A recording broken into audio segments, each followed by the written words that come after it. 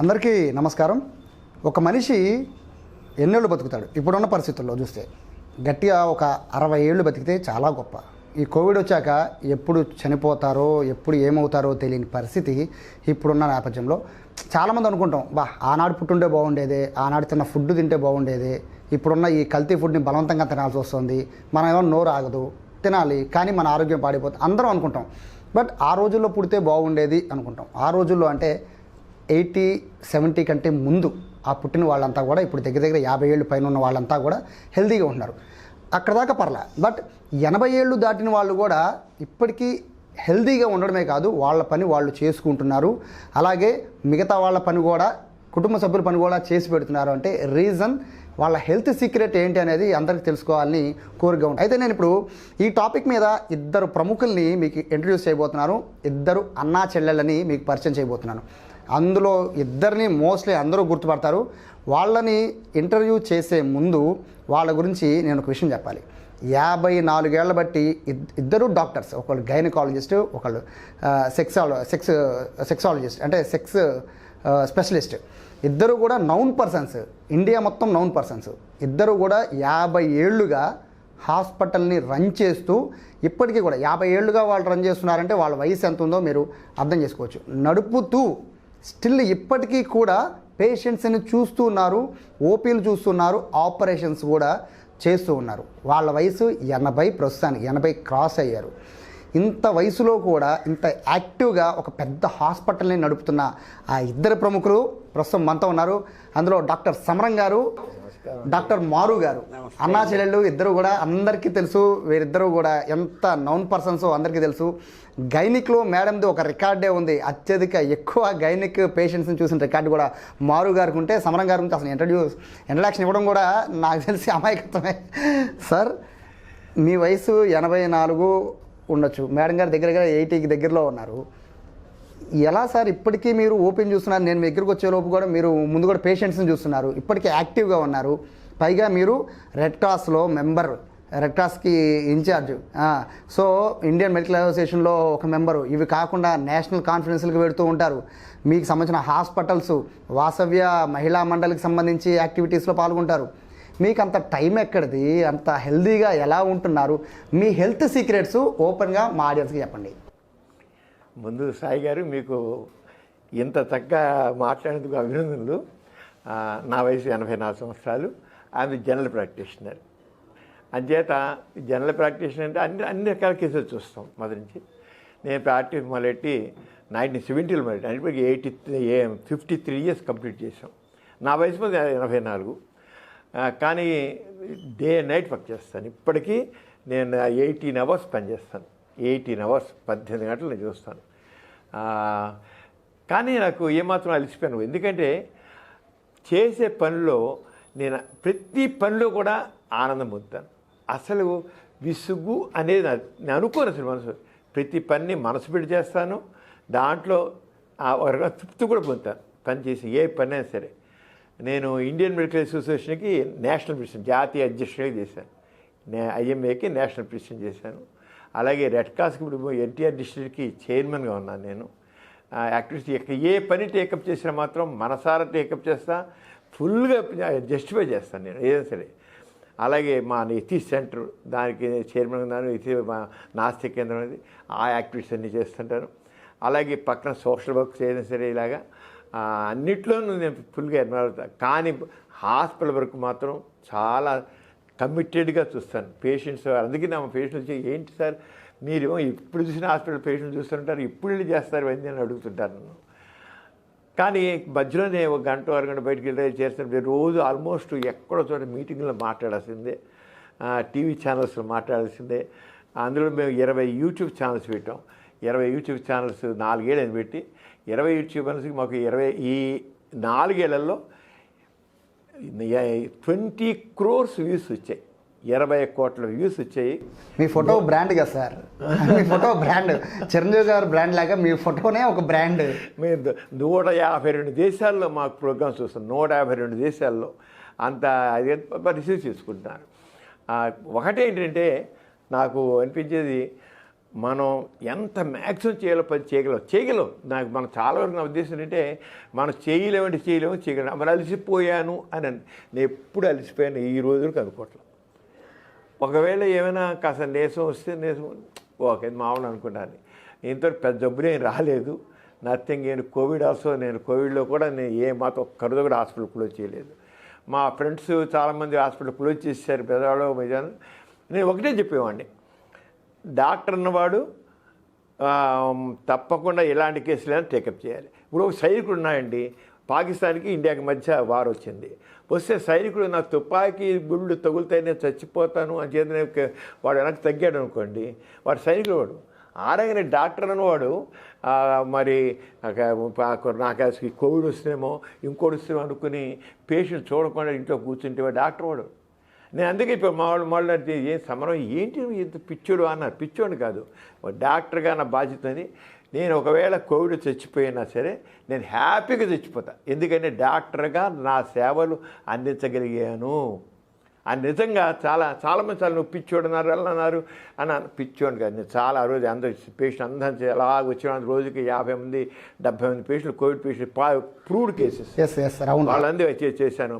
అలా కాకుండా వలస కార్మికులు చేశాను. గవర్నమెంట్ హాస్పిటల్లో బెడ్స్ లేక పక్కన గోడల పక్కన అలా కూర్చుని ఉంటే వాళ్ళందరికీ వెళ్ళి మెడిసిన్ కిట్స్ తయారు చేసాం రెడ్ క్రాస్ తరఫున. మాకు దాదాపు జస్ట్ అప్పీల్ ఇస్తే 30 లక్షలు మాకు ఇచ్చారు. 30 లక్షలు పెట్టిన మందులు. అదే సార్, నాకు ఇప్పటికీ ఆశ్చర్యం ఏంటంటే మీరు ఒక మాస్క్ వేసుకుని ఇవన్నీ చేశారు. మిగతా వాళ్ళు మొత్తం షీల్డ్స్ మొత్తం అంతా వేసుకున్నా కూడా కోవిడ్ వచ్చింది. మీరు ఒక జస్ట్ మాస్క్ పెట్టుకున్నారు, మీకు కోవిడ్ రాలేదు. మీకు లంగ్స్ ఎలా పనిచేస్తున్నాయి సార్? చాలా బాగా పనిచేస్తున్నాం కదా, ఇప్పుడు మేము ముందు కనబడుతున్నాం కదా. ఏం లేదు దానికి, ఏంటంటే ఏం లేదు సార్. ఒకటి మనకు పాజిటివ్ థింకింగ్ కావాలి. ఒకటి. రెండోది చేసే పనిలో ఆనందం పొందాలి. ప్రతి పనిలో ఆనందం పొందాలి. చేసిపోయింది ఎక్కడ కూడా అలిసిపోయాను అని ఇలాగ అనుకోను సార్, మనసు రానివన్నది. పని సిన్సియర్గా చేయాలనుకుంటాను. టేకప్ చేస్తే మాత్రం తప్పకుండా చేయాలని. ఇప్పుడు నేను రెడ్ క్రాస్ యాక్టివ్ ఇస్తున్నాను, డయాబెటీస్ చేస్తున్నాం. మేము ఇప్పుడు దాంట్లో రకరకాల యాక్టివ్, మా బ్లడ్ బ్యాంక్ ఉంది, దానికి చాలా చేస్తున్నాము. అలాగే నేను ఒక రేయింగ్ పెట్టుకున్నాను. ఇటీవల కాలంలో చాలామంది హార్ట్ అటాక్ చచ్చిపోయారు. రోజు పేపర్ దగ్గర 3 సడన్గా పోయారు. కుర్రోళ్ళు పోతున్నారు, డెలివరీస్ పోతున్నారు. ఇలా ప్రతి ఇంట్లోనూ ప్రతి ఒక్కరికి CPR, కార్డియో పల్మనరీ రీసెసిటేషన్ అని నేర్పేయాలి. ఎవరైనా సడన్గా హార్ట్ అటాక్ ఇలా కూర్చొని పడిపోతున్నారు, నిల్చొని పడిపోతున్నారు. టీచర్ చూసి మన హెడ్ మాస్టర్ కూడా టీచర్స్ పడిపోయారు, కుర్రోళ్ళు అయిపోయారు. వాళ్ళ చేత ప్రతి వాళ్ళకి నేర్పియాలి. దీన్ని బట్టి తక్కిన నేర్పుతారని చెప్పి ఇప్పుడు ఏం చేశారంటే ప్రతి కాలేజీలో NSS యూనిట్ పిల్లల్ని తీసుకున్నాను. అదే సార్, నేను కూడా చూశాను. మీరు సెల్ఫ్ డిఫెన్స్ నేర్పిస్తున్నారు, CPR నేర్పిస్తున్నారు, రెడ్ క్రాస్లో బ్లడ్ ఇప్పిస్తున్నారు, పేషెంట్లను చూస్తున్నారు, ఢిల్లీకి వెళ్తున్నారు, కాన్ఫరెన్స్లో పాల్గొంటున్నారు. సార్ మీరు ఓపెన్గా చెప్పండి, ఎన్నింటికి లేస్తారు, ఎన్నింటికి పడుకుంటారు? నేను ఉదయం 5ంటికి లేచిపోతానండి. పడుకోవడం మాత్రం 12 దాటుతుంది. 12 ముందు పడుకోవడం. ఎందుకంటే నాకు రోజంతా హాస్పిటల్. నేను 10ంటికి ఒకవేళ వర్క్ అయిపోతే 10 నుంచి 12 దాకా నేను ఇంకా వర్క్ నాకు రాసుకోవడం పిల్లంతా. ఎందుకంటే నేను 207 పుస్తకాలు రాశాను, పబ్లిష్ అయినవి. 217 పుస్తకాలు 217 పుస్తకాలు పబ్లిష్ అయ్యాయి. ఇది కాకుండా టీవీలో ప్రోగ్రామ్స్ ఉంటాయి. నేను ఈ టీవీలో చేస్తున్నాను, CBRలో చేస్తున్నాను. ఇవన్నీ ఇలా కాకుండా మీ సుమన్ టీవీ ఇలాంటివి మీకు ఇంటర్వ్యూలు ఇస్తున్నాను. మా యూట్యూబ్ ఛానల్స్ ఉన్నాయి. అదే సార్, మరి రెస్ట్ ఎట్లా సార్? అంటే ఒక మనిషికి మీలాంటి డాక్టర్స్ చాలా మంది చెప్తారు మినిమం ఒక 8 గంటలన్నా రెస్ట్ తీసుకోవాలి అంటున్నారు. మీరు చూస్తే 5 గంటలు 4 గంటలు మాత్రం రెస్ట్ తీసుకున్నారు. మరి ఎలా సాధ్యం అవుతుంది సార్? అది కొంత అలసట అనిపిస్తుంది తెలియకుండా. పర్వాలంటే పనిలోనే అది పోతుందండి. మనం మామూలు పని చేస్తుంటే పోతుంది. మన గుడ్ హ్యాబిట్స్ ముఖ్యంగా నేను అనుకుంటాను మంచి అలవాటు. నేను స్మోక్ చేయను, డ్రింక్ చేయను, ఫుడ్ ఏమో పరిమితంగా తీసుకుంటాను. చాలా పరిమితం. ఉదయం పూట నేను ఇడ్లీ తింటాను, మరి సాయంత్రం 5 అవుతుంది భోజనం చేసాడు కల్లా. ఆ భోజనం మితంగా మన యాక్చువల్గా లో కార్బోహైడ్రేట్ డైట్ అంటాను. తక్కువ అన్నం తింటాను, కూరలు ఎక్కువ తింటాను. ఎవ్రీడే ఫ్రూట్స్ తీసుకుంటాను. కాఫీ టీలు ఎక్కువ తాగను. ఉదయం పూట మొత్తం తీసుకున్న కదా, తర్వాత అంతా అది చేస్తాను. పాలు తాగుతాను. అలవాటు ఫుడ్ హ్యాబిట్స్ మాత్రం ఏంటంటే మంచి ఫుడ్ హ్యాబిట్స్ ఉంటాయి. అవి అసలు మన జంక్ ఫుడ్ అనేది మాత్రం నేను చూసి ఇప్పుడేం తప్పదు. కొన్ని సందర్భాల్లో మా మనవలో వాళ్ళు తీసుకుని ఉంటారు. నేను మంచిది కాదని చెప్పి కానీ ఒకటి తీసుకుంటా, కానీ మనసులో మాత్రం ఈ జంక్ ఫుడ్ తీసుకున్నాం ఏంటి అని బాధ అనిపిస్తుంటుంది. కానీ పిల్లలకి ఏదో ఒకటి కాస్త చిన్నపిల్లలకి కావాలి, వాళ్ళతో పాటు నేను తీసుకుంటాను. అందరితో పాటు చక్కగా కలిసిమెలిసి ఉంటేనే మనకి ఏదో ఉంటుంది. సో మారు గారు, ఇప్పుడు నేను మారు గారి గురించి, సమరం గారి గురించి మీ అందరికీ తెలుసు కదా. మారు గారిది అయితే ఒక రికార్డే విజయవాడలో. ఆవిడ చూసిన గైనిక్ కేసులు నాకు తెలిసి ఏ డాక్టర్ కూడా చూసుండరు. మేడం ఇన్ని కేసులు చూస్తున్నారు, ఇప్పటికీ కేసులు చూస్తున్నారు. మా దగ్గర ఇంటర్వ్యూకి వచ్చే ముందు మీరు కేసులు చూస్తున్నారు. మీరు సార్ అంటే అసలు ఫస్ట్ డే 1 నుంచి భయంకరమైన యాక్టివ్. సార్ని కూర్చోమన్నా నేను కూర్చొని నించుంటాననే ఉంటారు. మీరు ఎలా ఉండగలుగుతున్నారు మేడం ఇంత యాక్టివ్గా? గైనిక్ పైగా చాలా చాలా జాగ్రత్తగా కేసులు ఆపరేషన్స్ చేస్తున్నారు, ఎలా సాధ్యమైంది? ఏంటంటేనండి, రాత్రి పొగలు పనిచేస్తాం. గైనిక్ అండ్ ఆబ్స్టిక్స్ అంటే మీరు డెలివరీ కేసులు కోవిడ్ ఉంది డెలివరీ అవ్వద్దు అంటే కుదరదు. డెలివరీ అవుతారు వాళ్ళు, కోవిడ్ ఉన్నా ఏదున్నా డెలివరీ అవుతారు. అంచేత ఇప్పుడు హాస్పిటల్ మూసేసామనుకోండి, కొంతమంది అన్నారు యాంటీనేటల్ కేసులకి చెయ్యి వెయ్యం చూడము అన్నారు డాక్టర్స్. చెయ్యి వేయము చూడము అంటే ఎలా కుదురుతుంది? వాళ్ళు ప్రెగ్నెంట్ లేడీసు, డెఫినెట్గా వాళ్ళని చూడాలి, చూసి డెలివరీ చెయ్యాలి. బేబీ నేను బయటికి రాను కోవిడ్ అని ఉండదు, అది డెలివరీ అవుతారు వాళ్ళు. మనం చేసినా చేయకపోయినా డెలివరీ అవుతారు. అందుకని చెప్పేసేసి నా ఉద్దేశం ఏంటంటే మనం అటువంటివి ఉండకూడదు. డాక్టర్ అన్న తర్వాత డెఫినెట్గా వాళ్ళని చూసి తీరవలసిందే.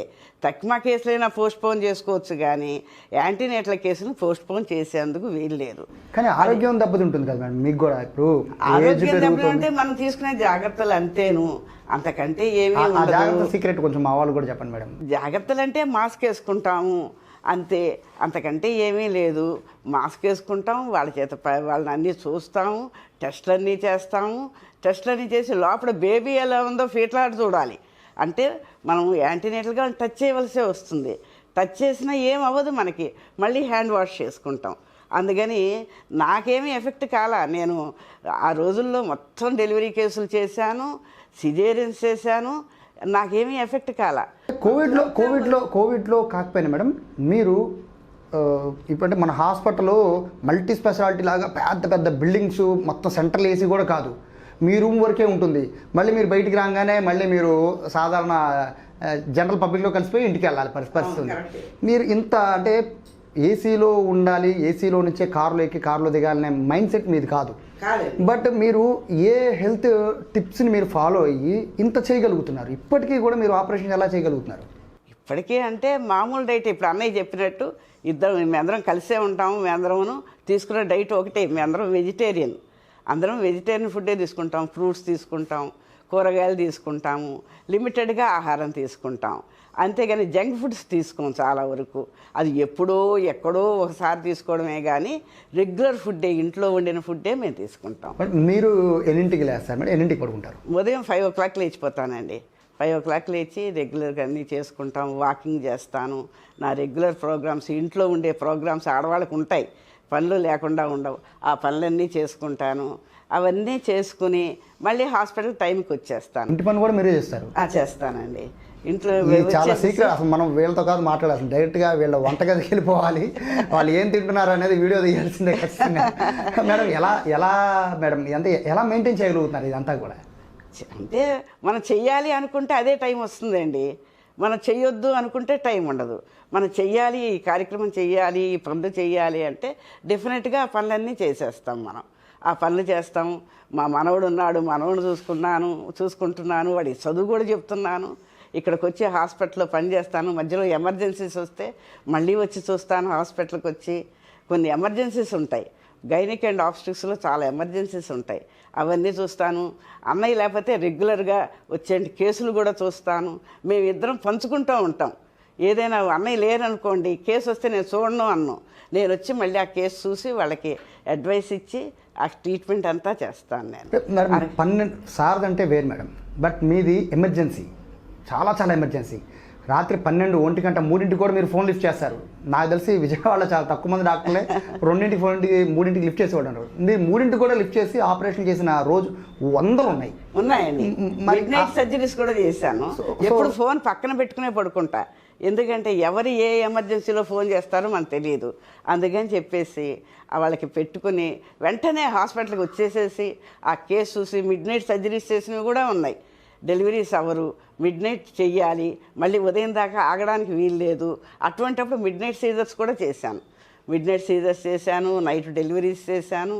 ఇవన్నీ దాదాపు ఇప్పుడు నేను 13,000 డెలివరీస్ చేసి ఉంటాను.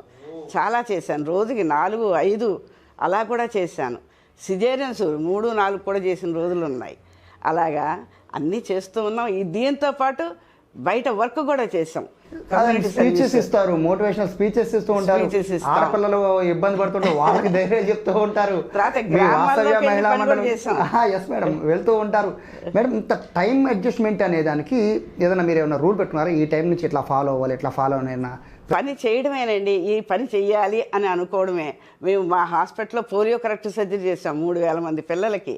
వాళ్ళు ఎందుకు పనికిరారు ఇంట్లో అనుకున్న పిల్లలు ఇప్పుడు వాళ్ళు ఇంటిని సపోర్ట్ చేస్తున్నారు.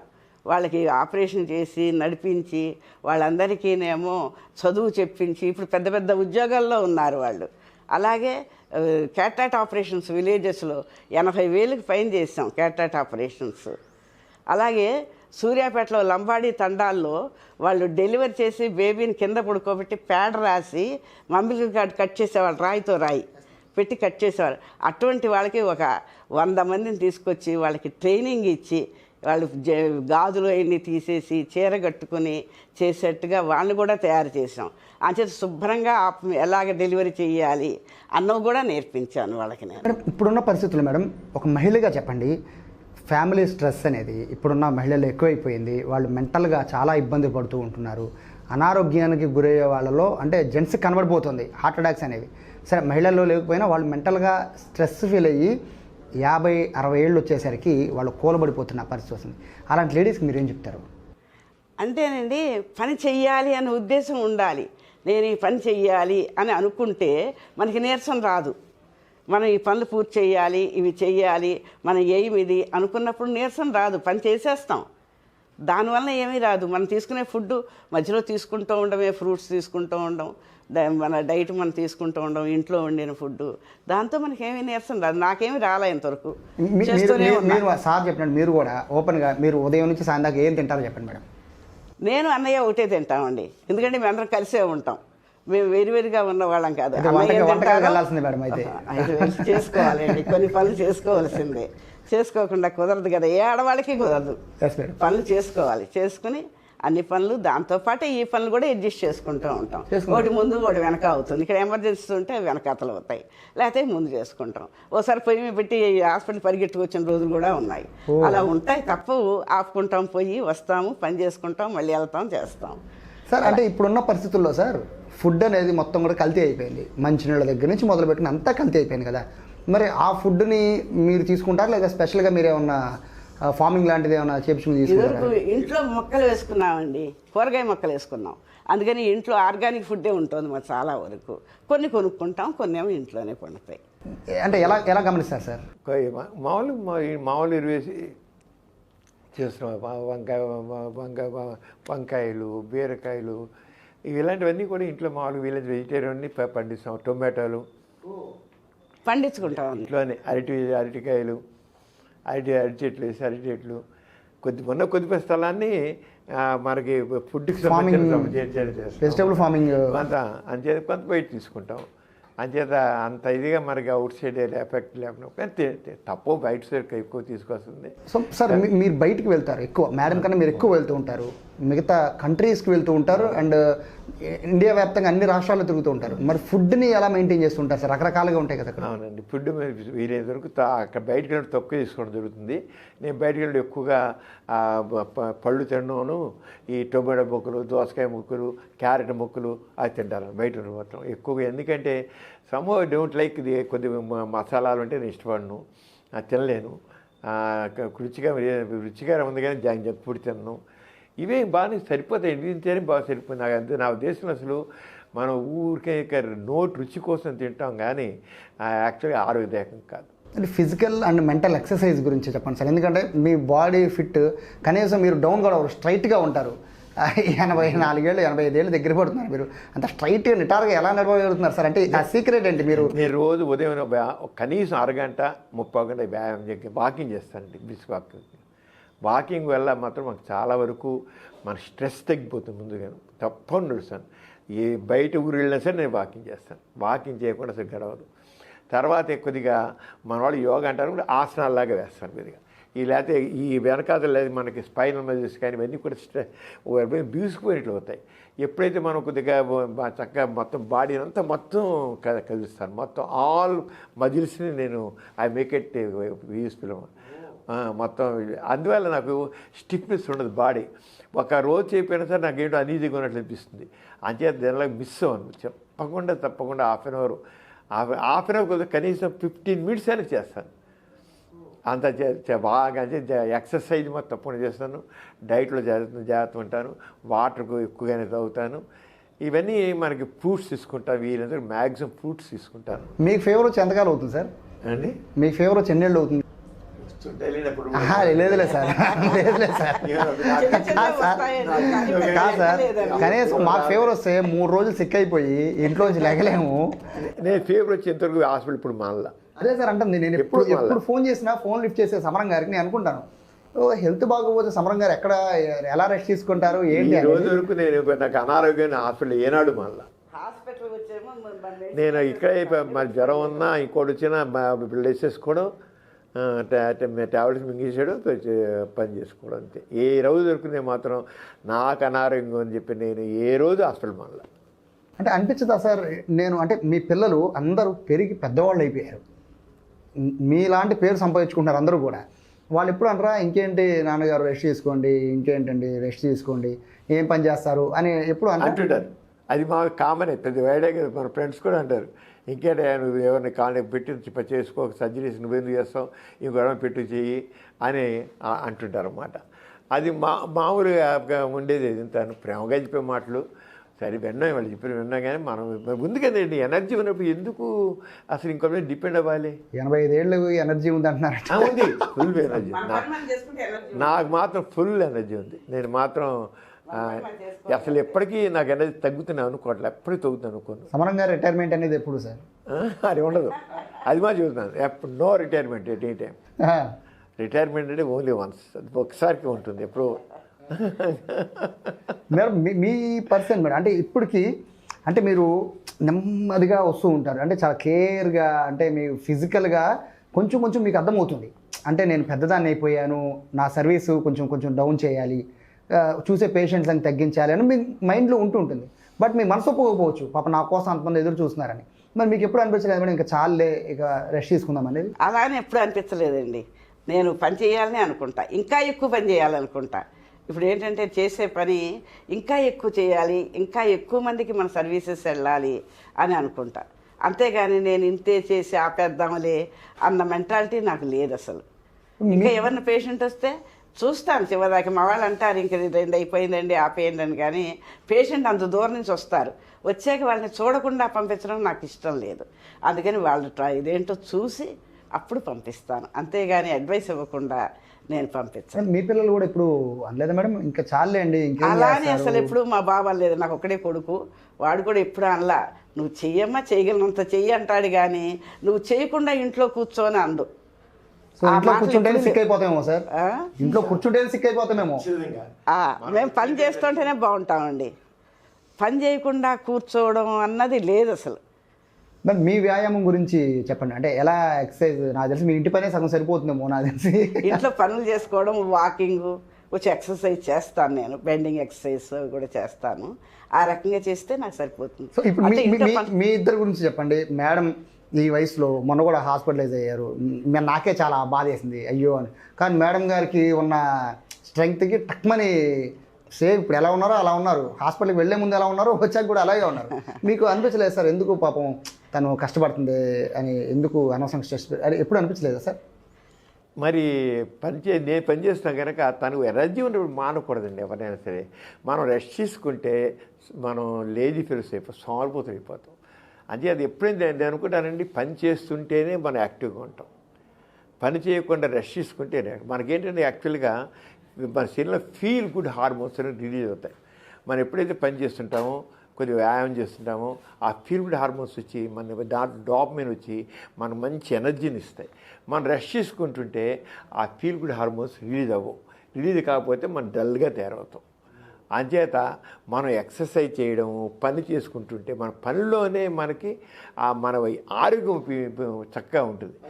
అదంటే నేను ఒకటి ప్రతివాళ్ళు చెబుతాను విషయం, మీరు ఎప్పుడు ఖాళీగా ఉండొద్దు, పని చేస్తుండండి. అసలు రెస్ట్ అనేది పనికి రాదు.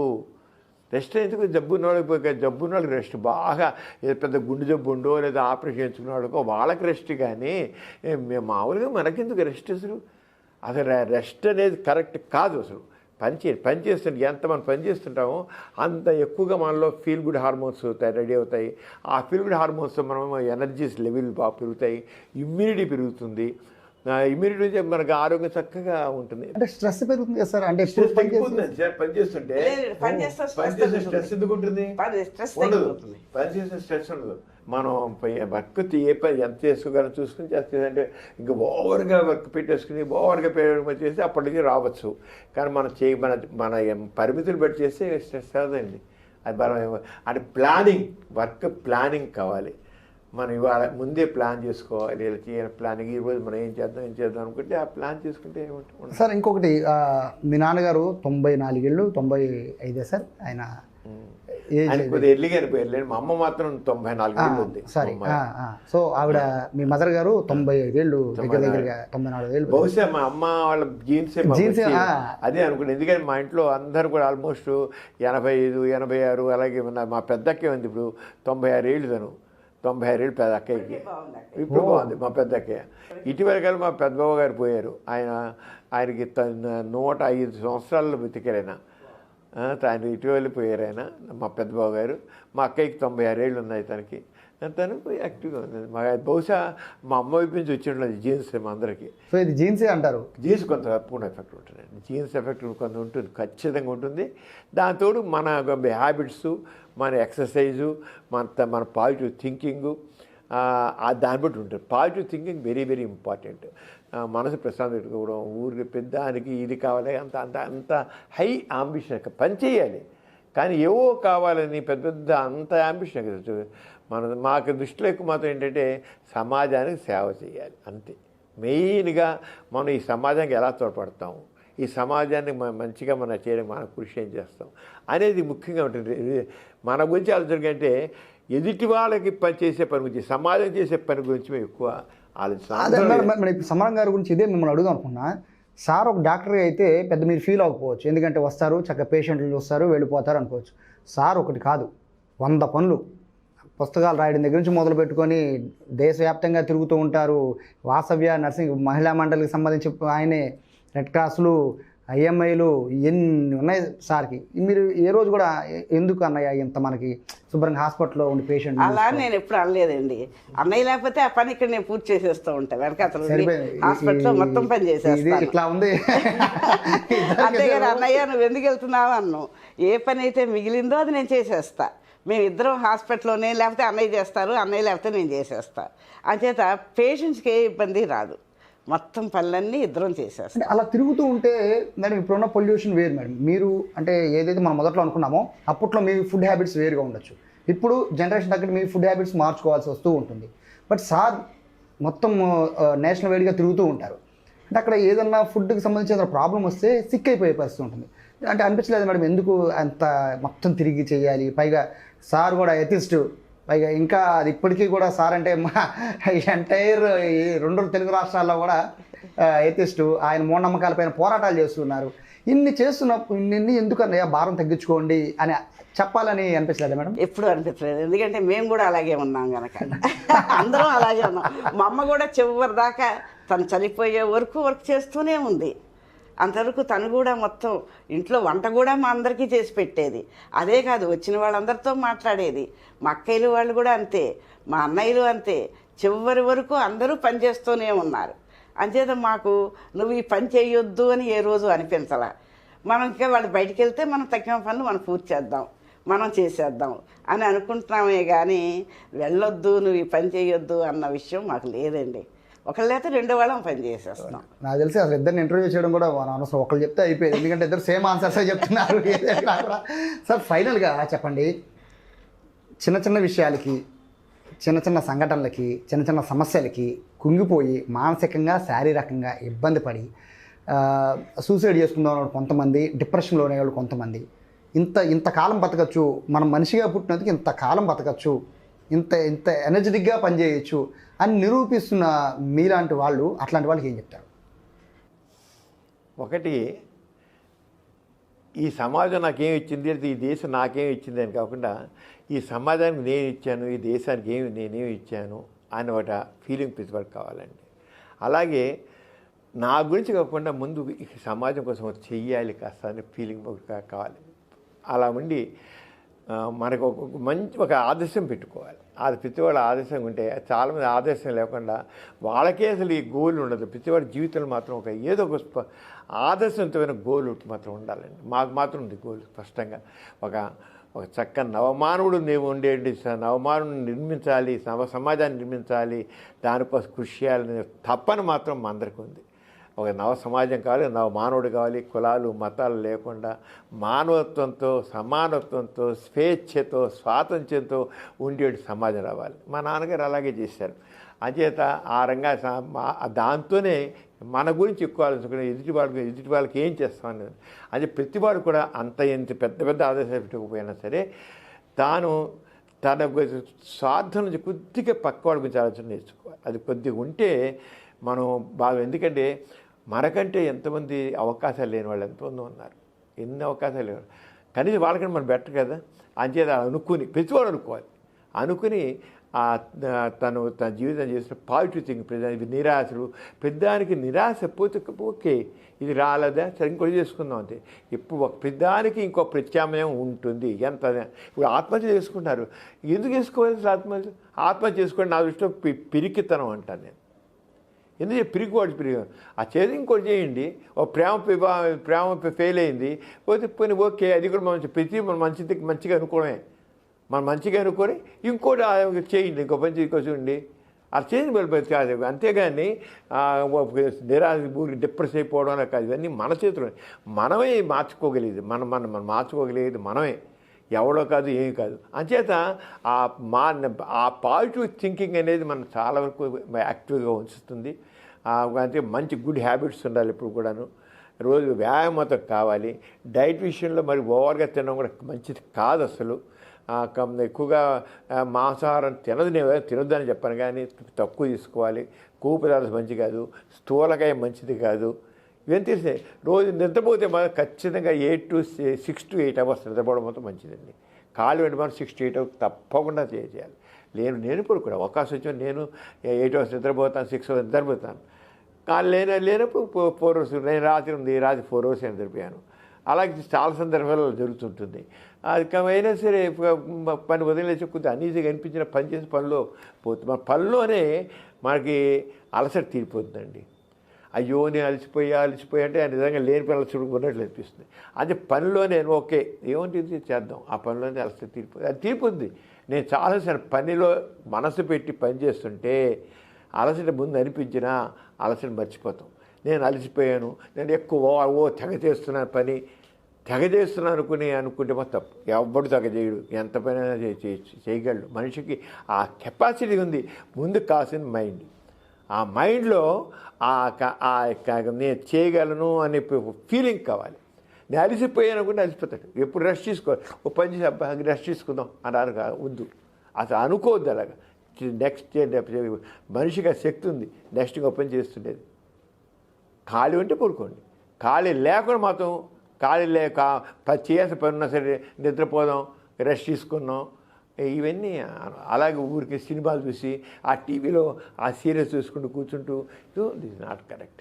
సో మేడం మీరేం చెప్తారు? ఎంతోమంది గృహిణులు సార్ చెప్పారు ఎండింగ్లో, మనం పొద్దున పని చేసుకున్నాం, సాయంత్రం హ్యాపీగా రిలాక్స్ అయ్యి సీరియల్స్ చూస్తున్నాం, ఇట్లాంటి వాళ్ళు చాలామంది ఉన్నారు.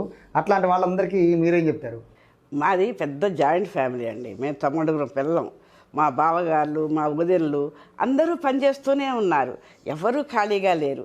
అందుకని మా ఫ్యామిలీలో ఏంటంటే అందరం పనిచేయడం వైపే ఉన్నాం కానీ రెస్ట్ వైపు లేవు. అంచేత మాకు రెస్ట్ తీసుకుందాము అన్నటువంటి మెంటాలిటీ ఇంతవరకు రాలేదండి. ఎంతసేపు పని చేయగలమో అంత పని, ఎంత ఎక్కువ పని చేయగలమో అంత పని చేయడం అలాగా. అంచేత మాకు మీరు అన్నటువంటి రెస్ట్, ఏదో అవసరమైన రెస్ట్, ఇప్పుడు అన్నయ్య చెప్పారు కదా, అవసరమైన రెస్ట్ తీసుకోవడం, తక్కువ టైం పని.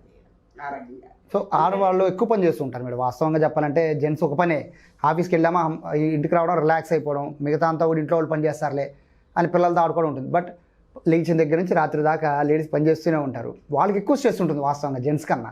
స్ట్రెస్ అనుకుంటే స్ట్రెస్ అండి, పని అనుకుంటే స్ట్రెస్ ఉండదు. నా పని ఇది, నా బాధ్యత అనుకున్నాం అనుకోండి, స్ట్రెస్ ఉండదు, పని చేసేస్తాం. ఇక దానిలో స్ట్రెస్ ఫీలింగ్ ఉండదు. సో నా మీరు బాధ్యత అని అనుకోవడం, పని చేయడం నా మీ రెస్పాన్సిబిలిటీ. ఇద్దరు ఆన్సర్ అయితే ఒకటే. మీ హెల్త్ సీక్రెట్ ఏంటి అనేది వాళ్ళ మాటల్లో క్లారిటీగా ఉంది. వాళ్ళ హెల్త్ సీక్రెట్ ఏంటంటే పని చేయడం, అలసిపోయేదాకా కాదు, అది పని చేస్తే అలిపే రాదు అంటున్నారు. సో నాకు తెలిసి ఇంత వయసులో విజయవాడలో, నాకు తెలిసి ఈ వయసులో ఇప్పటికీ ఫుల్ బిజీ షెడ్యూల్ ఉన్న డాక్టర్స్ ఎవరు అంటే వీళ్ళిద్దరు మాత్రమే. ఫుల్ బిజీ షెడ్యూల్, ఎప్పుడు కంటిన్యూగా షెడ్యూల్ బిజీగా ఉంటుంది. సమరం గారి గురించి ప్రత్యేకంగా చెప్పాల్సిన పనే లేదు.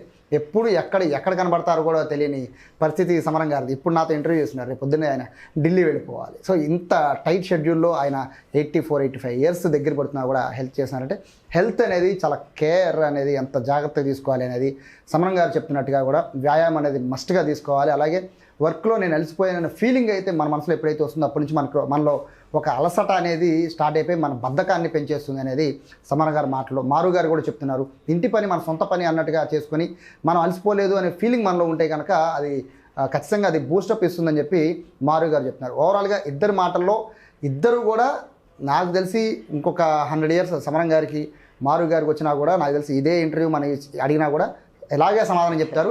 బట్ అప్పటికి నేను ఈ కుర్చీ కాకుండా ఇంకొక మెత్తడి కుర్చీ వేసుకొని కూర్చుంటాను. కానీ సార్ మాత్రం, మేడం మాత్రం అలాగే కూర్చుంటారు, కూర్చోవాలని అందరం కోరుకుంటూ thank you so much sir. ఇది హెల్త్ సీక్రెట్, సమరం గారి హెల్త్ సీక్రెట్, అలాగే మారు గారి హెల్త్ సీక్రెట్. సో అందరూ కూడా సార్ చెప్పిన విధానాలను కూడా ఫాలో అయ్యి ఆరోగ్యాన్ని మెరుగుపరుచుకోవాలని కోరుకుందాం.